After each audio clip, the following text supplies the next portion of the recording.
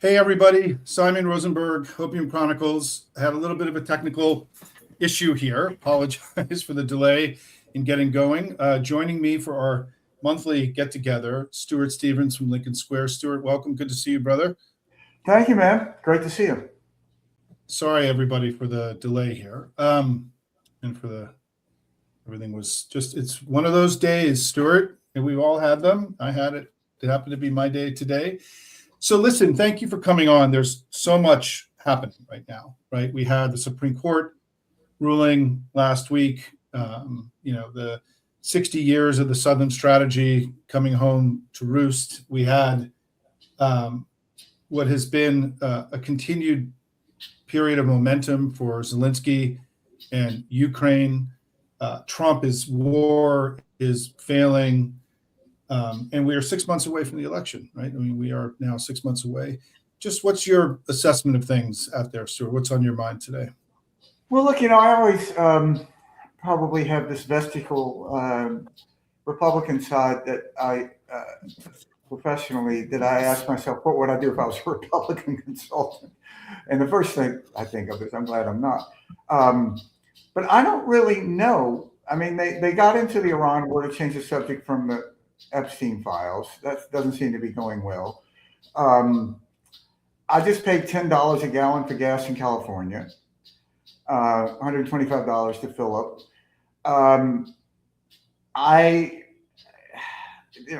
Today in the Strait of Hormuz, it's another shit show. I thought Hegseth's performance was just extraordinarily troubling in front of Congress. I felt like I was watching a Rush chairman who had been called in front of some disciplinary board for giving liquor to underage students. I mean, he's defensive, he's nervous, he's unsure. It's so extraordinary that the most powerful military in the world would be led by this guy, and it didn't have to happen. I mean, I blame Roger Wicker, who could have stopped it when he was chairman of the Armed Services Committee. So, balanced with all of that is why the Supreme Court is so important, I think, because, the way Republicans win is to curate the election. And I used to say, still say, you'll know the Republican Party is a healthy party when it's trying to get more people to vote. I mean, that's sort of a baseline of democracy. We want everybody to vote. And it's very, very troubling. I don't think John Roberts ended racism. And there's a lot of evidence for that. So, hanging over all of this is the extraordinary moment in Hungary, which I think is one of the most hopeful signs of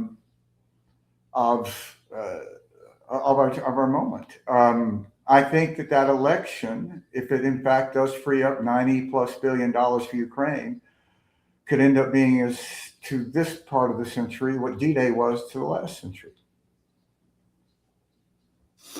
Well, and it must be heartening to you, having worked so hard for Ukraine and how central this has been to you over recent years, to see Zelensky emerging as this global leader and now really the leader of the free world. And to see, we just saw the Fico, the Slovakian leader, make huge concessions to Ukraine in this post-Orban moment. And now you have this, what we've seen the last few days is Russia cowering in fear of being able to have their most important holiday. They're not bringing weapons. There's already anti-drone netting going up, on the parade route on May 9th.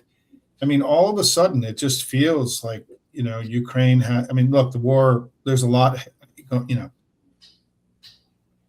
this is brutal and deadly. I don't want to in any way misrepresent what I'm saying here, but it seems like Zelensky has the initiative now in a way that I think would be hard to have imagined a year ago.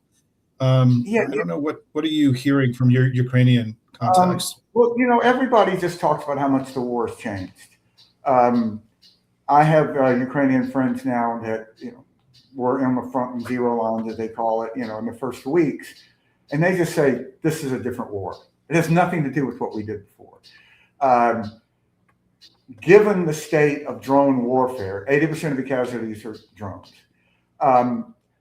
It really is almost impossible for either side to make a significant land movement. You had that moment in the counteroffensive in 23, I guess it was, where it looked like Ukraine was really taking a lot of territory. They got pulled back in part, I think, by Biden's caution. But it's hard to see that happening again. Where the real war is being fought is 1,500 miles beyond Ukraine at these oil refineries. They are systematically destroying the economy and the war infrastructure of Russia. And, Simon, I've been reading a lot about World War II, just kind of the analogies. And to me, it's very much like this moment in Britain when they no longer feared the invasion as imminent, and they started bombing Germany. And, the guy, the British Air Marshal, Bomber Harris, had this famous statement that he said something to the fact that somehow Germany was under the impression that they could bomb everyone and no one would bomb them. And I feel it's that kind of moment with Ukraine. And the irony of this is, irony is the right word, tragedy, whatever. At the end of this, the United States is going to desperately need Ukraine's expertise. Yeah, I had a catch-up call with Congressman Adam Smith this morning, who's a good friend and chairman of the Armed Services Committee, who's really, or ranking member, I should say. I don't want to get ahead of myself, of the Armed Services Committee in the House, and who's emerged in recent months as sort of an important voice in this discussion. And one of the things we talked about is, and we've talked about this here before, Stuart, is, all of a sudden, if your understanding of the next 10 years was a year ago was consolidation of oligarchy and autocracy, and that freedom seemed to be on the wane and not on the march, that, the combination of Putin's stumbles in Ukraine and the bravery and courage of the Ukrainian people, Orban's defeat, resounding defeat in Hungary, and the ripples that have begun from there, Trump's incredible stumbles here, where he's now, in almost Nixon levels of removal numbers and polling, and in the mid-20s on inflation, the most important issue. I mean, we're seeing just extraordinary. Every week, he just keeps going down further and further and further. All of a sudden, as you pointed out, it feels like, could there be, and I would add, you're seeing the Europeans really step up, as Bill Kristol called it today. We dropped the torch and they're picking it up and working to buttress freedom and democracy here and everywhere. Imagine if we win this election in 2026 and we win the presidency and there's a peaceful transfer of power. There's going to be, I think, an incredible opportunity for the pro-democracy movement to start reconnecting back with Europe in a way that Trump is burning down now, that all these things feel like they could actually happen, and we're not being crazy by, citing them. And I think that one of the great tasks in front of us is that Trump's going to be coming to the Congress to both for Ukraine spending and also, spending in the Middle East, and also to replenish all the weapons they've used. This is an enormous price tag. He went like a drunken sailor. He spent hundreds of billions of dollars without permission. What do we get in return for that? And I think that one of the things we should be, putting out there is that we have to reorient ourselves back towards Europe against Russia and with Ukraine as a price tag for, replenishing all the money that he spent and all the money he's going to want, because we need to get something significant in return. I think if we're going to replenish the stocks that he's burned down without permission from the Congress.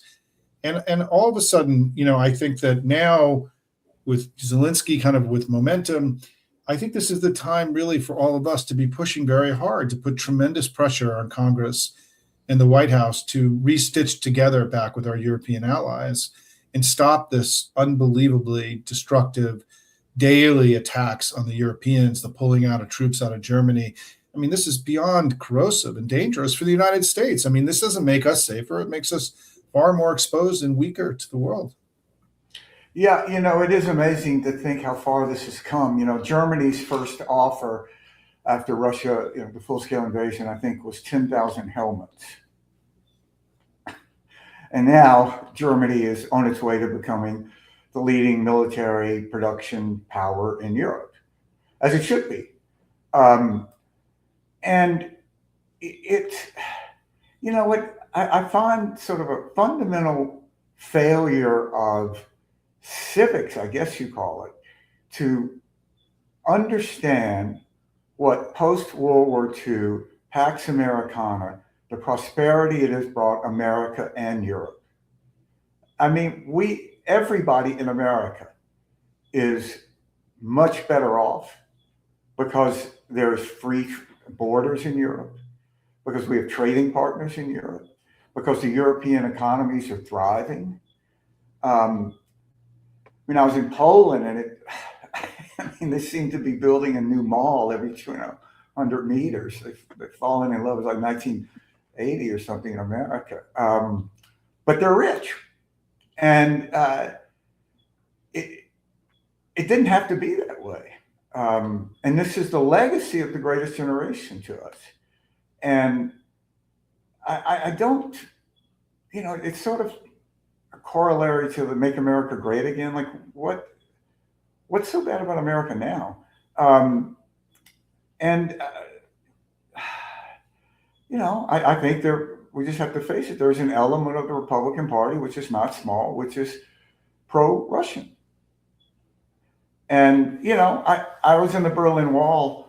I was in Berlin when the wall came down. I was with a congressman who was running for the Senate, and he had East German family members who wanted to film this reunion.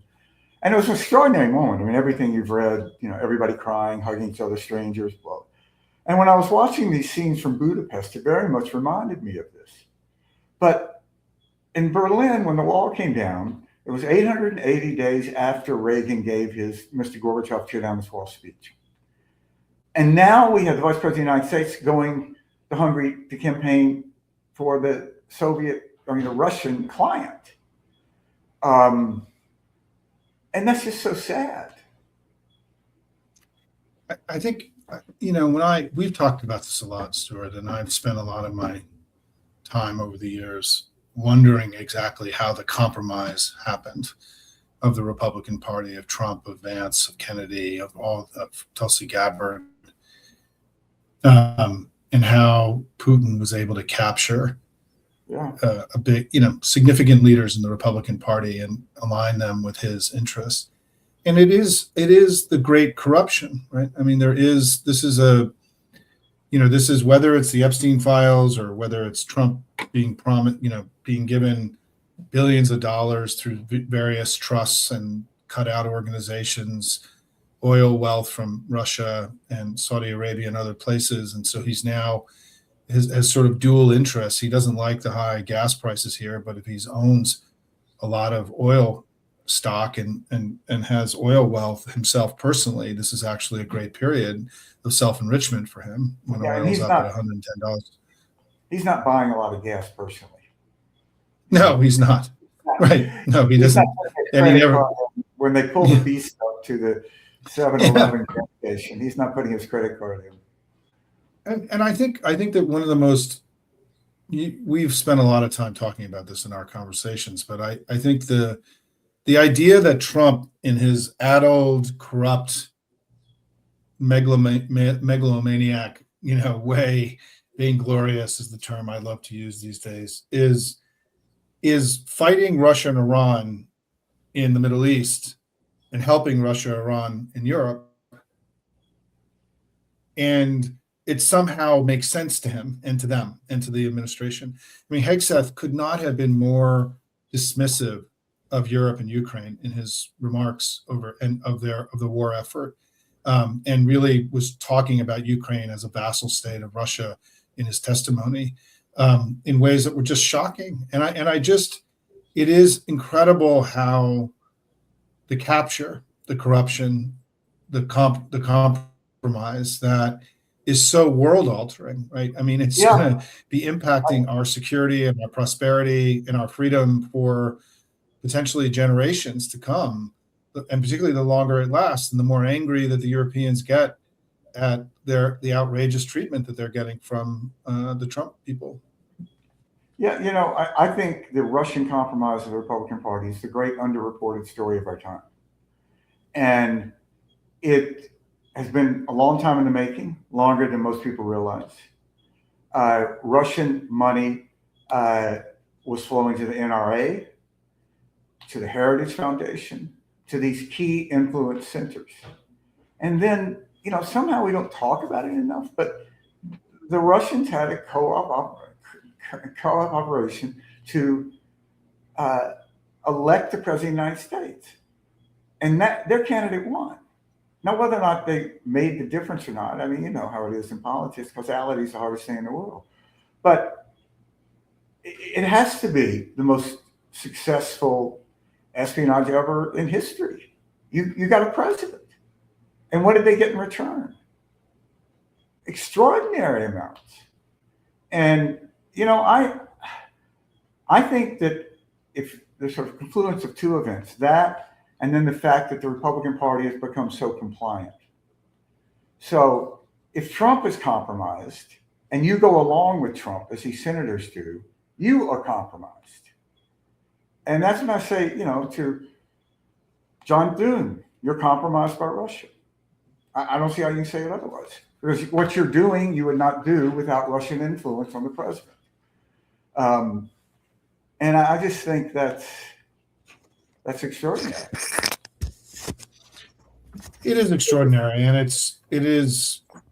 I mean, I think, Stuart, you know, one of the things I think about, and I always enjoy our time together because I get to kind of throw shit against the wall a little bit here with you, and bounce some stuff off of you. But I think that the task of the people that have to put all this back together for us, you know, the pro-democracy movement over the next 10 years and to get us to the other side of this is going to be incredibly daunting. And the international piece of it is going to really test our capacity of leadership, of, you know, of diplomacy, of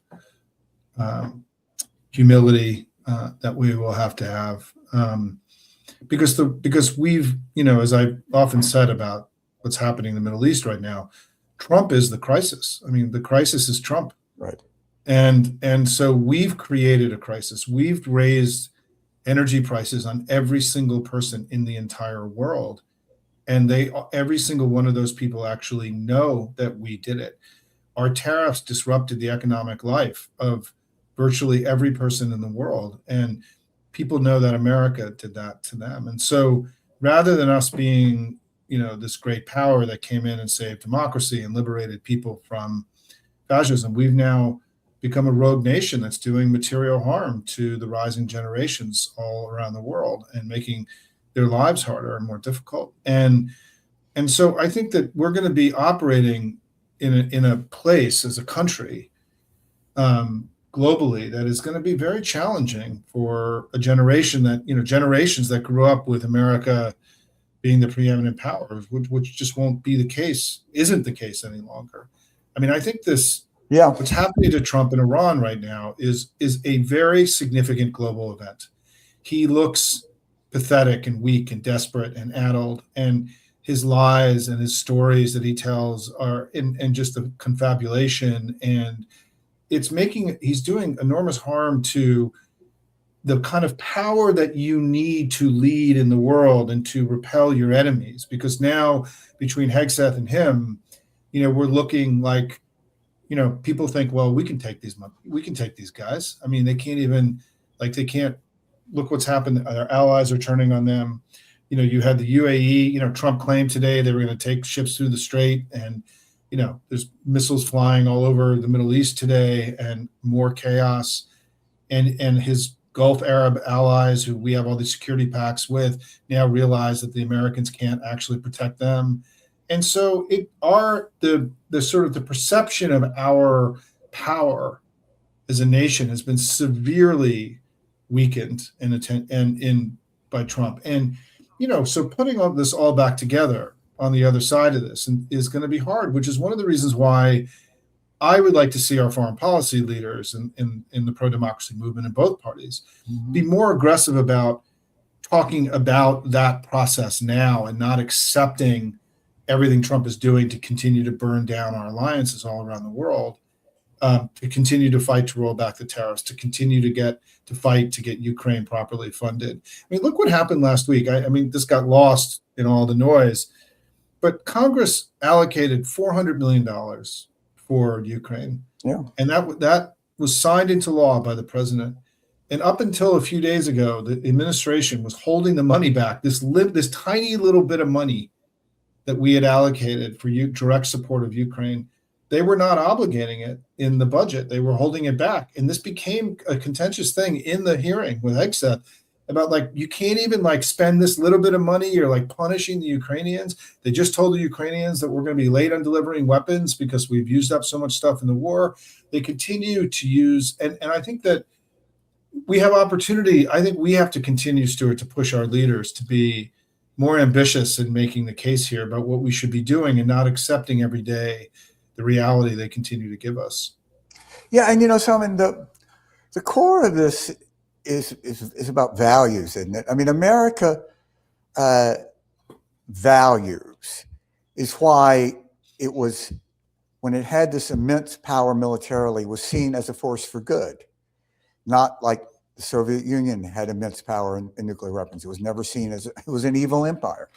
And we've really lost that assumption that America is a beacon of freedom, the shining city on a hill. And if you ask Republicans, I mean, Trump, you ask Vance, they don't want to be that. Yeah. And I think it's hard to reestablish that. I mean, if you have a butcher's list of how many innocent people have died, and you put USAID and the crushing of the AIDS initiative that Bush, which arguably I think was Bush's most positive legacy. I mean, you're talking millions of people are going to die. And it's that use of soft power as a force for good. I just don't think people understand it. I mean, I can remember when I used to spend a lot of time in the Congo, and at a time when the Congolese Civil War had ended, which is one of these things that happens that people, like 5 million people died probably and never got enough attention. But in Kinshasa, the capital, they estimated that there were 50,000 child soldiers, 50,000. And the radical groups, what became Al-Qaeda, other extremist groups, were obviously recruiting these kids. And at the same time, there was this core of people in the USAID office that put together a program that they would offer another path for these kids. And it's the first time I ever saw this. They were handing out cell phones, and this is, back pre-iPhones, that had amount of money that they could charge at, like, for groceries and stuff. And they were trying to use these kids to get them to do work that was positive, to rebuild things. They were doing schools. And it was just a classic sort of, you could just watch it on the streets. Are you going to become an extremist? Because these people say they'll take care of you. Or what about this? And I thought that USAID crowd was quietly heroic for what they were doing. And it had a real impact.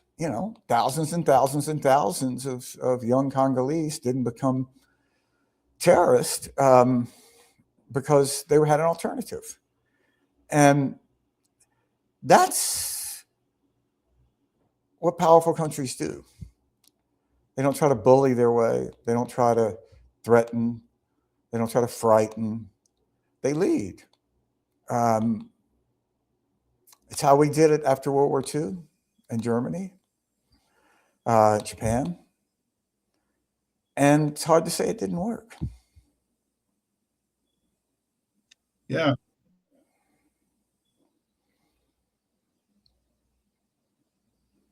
And, all of these Republicans, like Rubio, used to advocate more money being spent on USAID. Yeah. And I mean, it is remarkable back last year. Sorry, I'm back. I have my technical. Hey, sorry, everybody. it's the Russians. I just realized that part of. Yeah, no, it's. I went away. I went up to the Maine, and I took with me my studio with me. When you travel, and it is having a hard time turning back on, and I'm still not really sure exactly what's going on. But Stuart, let me ask you this before we go. They probably wanted to stay in May.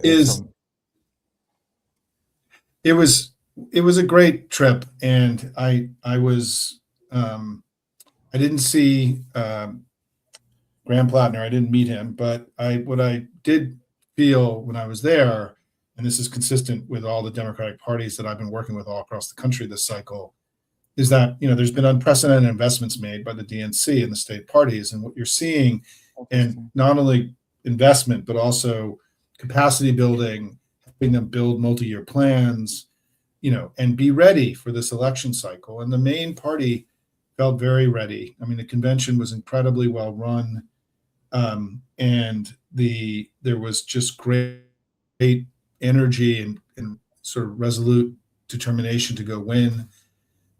There it was wonderful, and I think that part of what I was going to ask you was just, you talked about how wearing your strategy hat, talk about the midterms a little bit, and here we are 6 months out, because one of the things I think would be interesting for people to hear from you is, the Trump super PAC is going to go up in a few weeks. It looks like our super PACs are going to go up over the summer and fall. Walk people through your assessment of each party's ability to make arguments, right? And to deploy once the money starts. We've got arguments we're going to make. They've got arguments about sort of the efficacy of our arguments versus the efficacy of the arguments they're going to make. Just help people walk through that. Yeah, a little bit. There's this thing that's being written a lot that Democrats can't just be anti-Trump, and I think that's false. When Donald Trump was the first presidential campaign that never ran a positive ad, wrap your mind around that. And I would argue that the Harris campaign would have been better off if they had done a lot more negative, rather than trying to go through the traditional steps of the campaign crunched into this time. That said, I think she ran a great campaign under very difficult circumstances. But I think that the Democrats need a positive agenda in the way strip clubs need buffets. It's sort of expected, and it's going to be there, but don't kid yourself. That's why you're getting customers.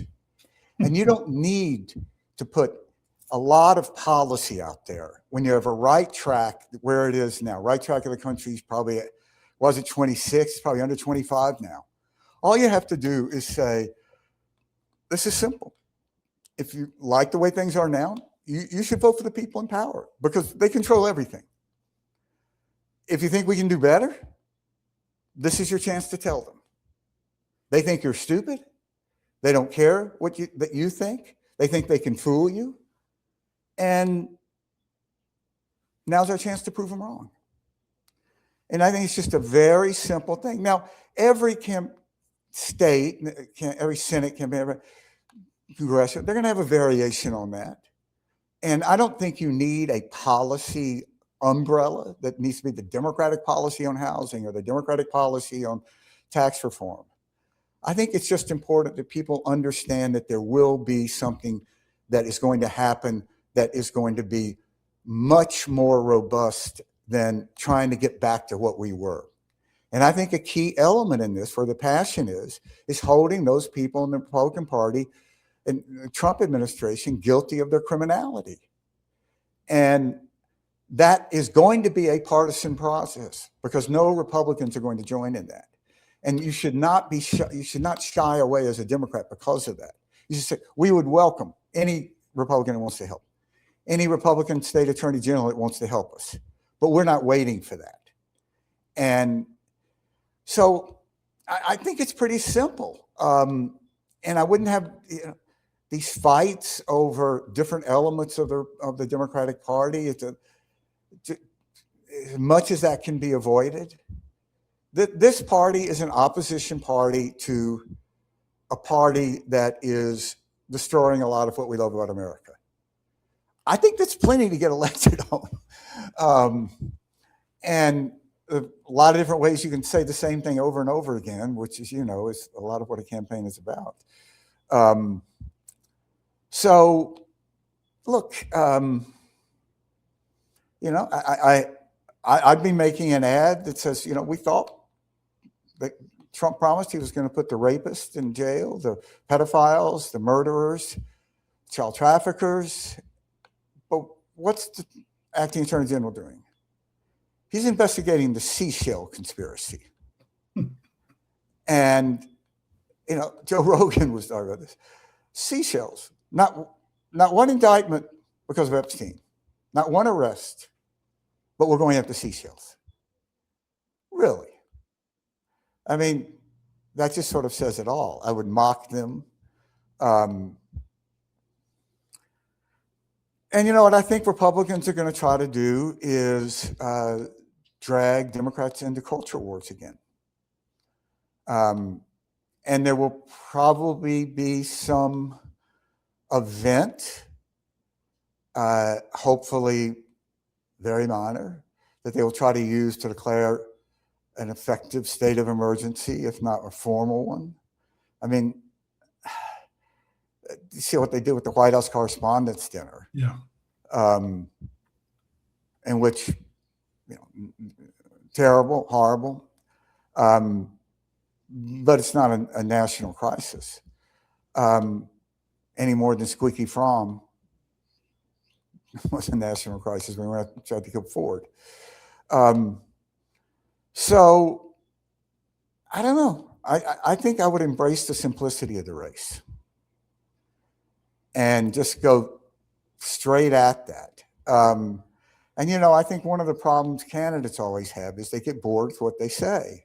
And they tend to think that they've done a lot of great stuff that people care about. And, I tell this over and over with incumbents. One of my jobs was just to tell people, like, that's a great thing you did, but nobody gives a fuck. And, let them talk about it, in 20 years if you want to. But it's just going to be, what are you going to do for me now? So, and I would not shy away from big, broad branding. I don't think you're a patriot if you vote for Pete Hegseth. I'll just say that. So does that mean that, Roger Wicker's not a patriot? I think it does. How are you going to argue that? I mean, it's indisputable. You can't put this drunken buffoon in front of charge of the military where he's actively going out about destroying it. I mean, the day before they launched the war in Iran, Pete Hegseth was at war with the Boy Scouts. The Boy Scouts. He was threatening we went from threatening the Boy Scouts to bombing Iran. That's not a serious person. It's not a serious country. So I just line it up and run it. I'd run it over and over again. So let me get to one more thing before we go, which is you're a Southern man. You grew up in the South. We're 61 years into the Southern Strategy, which was launched in 1965, which reoriented your old party from its Lincoln roots to a party that became, through the Southern Strategy, Yep. the way I describe it, focused on exploiting racial fear as its central domestic offering. And here we are 61 years later with John Roberts undoing the great achievements of the civil rights era. Just before we go, I mean, just reflect perhaps a little bit on, because this has been your journey too, right? Through, your adult life, Yeah. you've been on this journey, and it's a remarkable moment. And just some closing thoughts on that. Yeah, the Buchanan-Phillips memo that laid the groundwork for the Southern Strategy, you can go on the internet and read the damn thing. And they're very clear. I mean, they basically said to Nixon, look, you've done a lot of things for blacks, but none of them are going to care enough to vote for you. So therefore, we have to do everything we can to suppress that vote, splinter that vote. And we shouldn't actively try to go after these African-American votes, because all we're going to do is go out there and spend a lot of money and time, and we're not going to be credible. And that has just followed out to today. And what's playing out is the great failure of the modern Republican Party, where race is the original sin. 56, Eisenhower got 39% of the black vote. Go to Goldwater, he got 7%. Last governor's race in Virginia, African-American nominee for governor on the Republican side got 7%. Pretty much flat line. So why is that? I think it's a failure of Republicans on a policy front as much as anything. We never asked ourselves the tough questions, or we never came up with the right answers of why is it that these people don't support us? And, there was a period back in the 90s, I wrote about this, and it was all when it was the assumption became with Republicans, because we didn't know how to talk to African Americans. So there was this hideously embarrassing little cottage industry of Republican Party hiring African American consultants to come down and talk to these white campaigns. We were almost all white, to try to tell us how to talk to black people. And the problem wasn't that black people didn't understand us. The problem was that black people did understand us. They did know what we were saying. And it wasn't good enough. We didn't have any answers. And there was some feeble attempts, at enterprise zones and, something that Jack Kemp was focused on. But we failed. I mean, we failed in the Bush world. And, 2005, Ken Mehlman, who was chairman of the party, then went before the NAACP and gave a speech apologizing for the Southern Strategy. Does that matter? I think it does, because I think you have to admit it's a failure. Now with Trump, they're just trying to maximize it. And it's the great failure of the party, that we became a white-dominated party. And since 1964, we focused on white voters. And it's like any business. You focus on one segment of the market, you're going to get better probably at that. But when the country's becoming a majority country, there's no future in that. And it's a huge failure of the party that has really defined the party. And I don't see any real efforts trying to undo it now. They seem to be just the way they always do, doubling down. Well, and for time reasons, I'm going to bring it to a close, but I think there's so much. I just want to say two things about things I've been thinking about in regard to this. One is that you and I have discussed this before in our talks, that I have this theory that part of how we ended up where we are is that the Republican Party that came out of the 60s and Nixon and Reagan was, Southern strategy domestically and anti-communist abroad. And the anti-communist abroad agenda meant that the Republicans had to be pro-democracy and pro-freedom. And that created a break on some of the illiberal impulses of the first part, which is the white supremacist part. And when the Cold War ended, that break was released. And we had in the 2000 election, you had the Supreme Court hand an election to a political party that didn't necessarily clearly win it, right? I mean, we can go through all the things that happened, but this descent of the Republican Party into sort of this tribalistic, white supremacist mess that it is. A liberal mess. Let me just interrupt. You know, in Bush world, I moved down to Austin in April 1999. Right, there was, then Governor Bush felt very strongly, and those around him felt strongly, that what had been the principles of the Republican Party, crime, welfare, taxes, strong on the Soviet Union. So what had happened? Crime had gone way down in the 90s. Clinton reformed welfare, ended welfare as we know it. Taxes went down. The big subject, the most talked about subject in the 2000 debates between Gore and Bush was what to do with the surplus.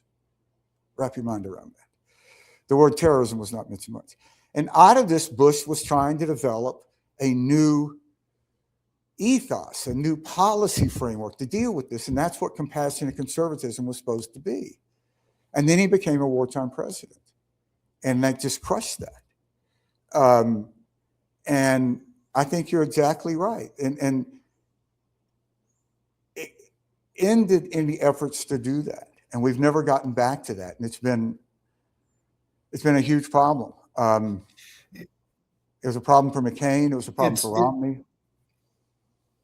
Yeah, and it became this, like Frankenstein, right? Like Dr. Frankenstein. It became a monster that's now eating the country, and here we are, John Roberts, systemically over a long period of time dismantling an entire kind of structure of how we thought about our elections and how we grouped people and how we organized ourselves politically. And I think, the final point I'll make I wrote about this and talked about it on Wednesday and Thursday, and up in Maine, is that the other thing, and this will be your homework assignment, Stuart, for the next time we get together, we can talk about this. All of a sudden, Democrats and the pro-democracy movement have to compete in a new map.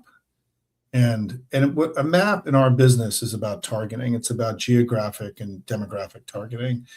And from that flows a campaign, right? Like, here is what's available to us. And now how do we go talk to those people?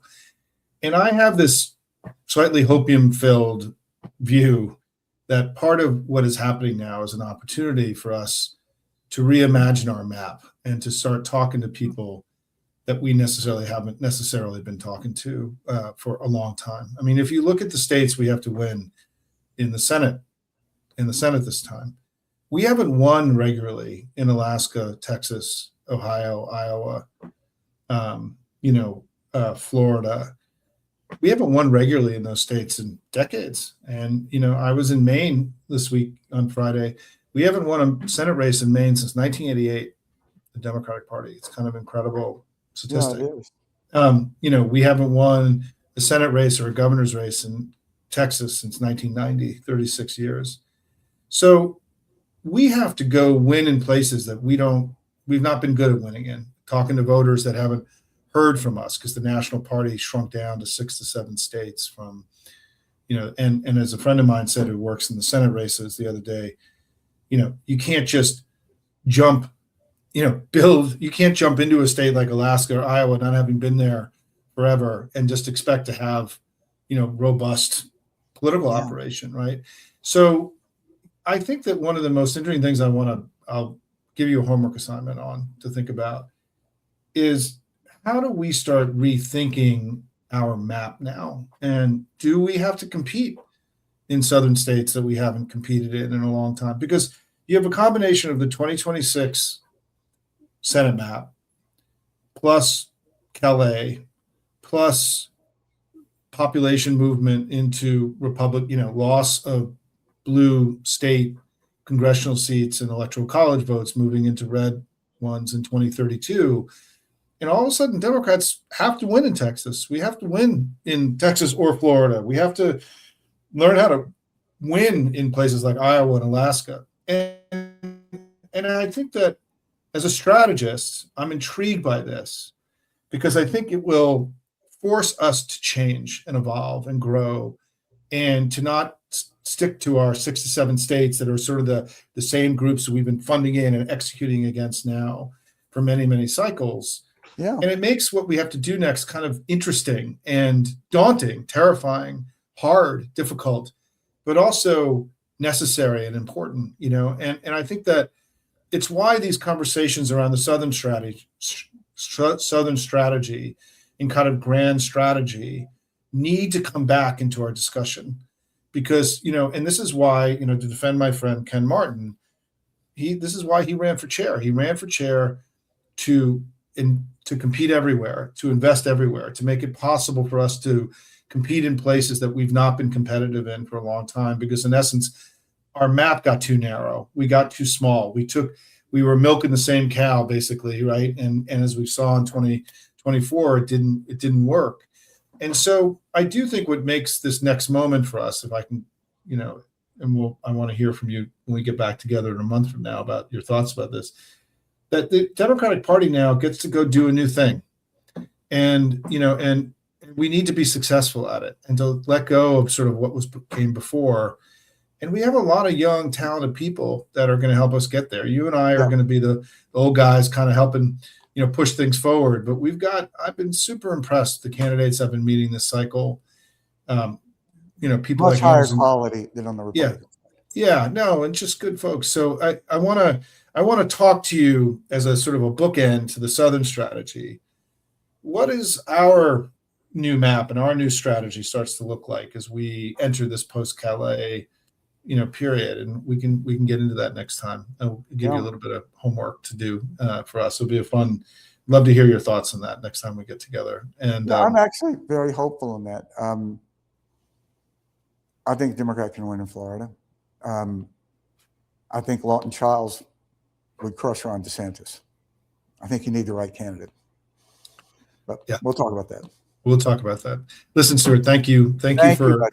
Okay, and thank you for Lincoln Square, which is becoming muscular and strong and powerful. So please sign up for Lincoln Square. It's where you can find Stuart. If you like this conversation today, hit like, share with your friends, subscribe to Hopium and to Lincoln Square.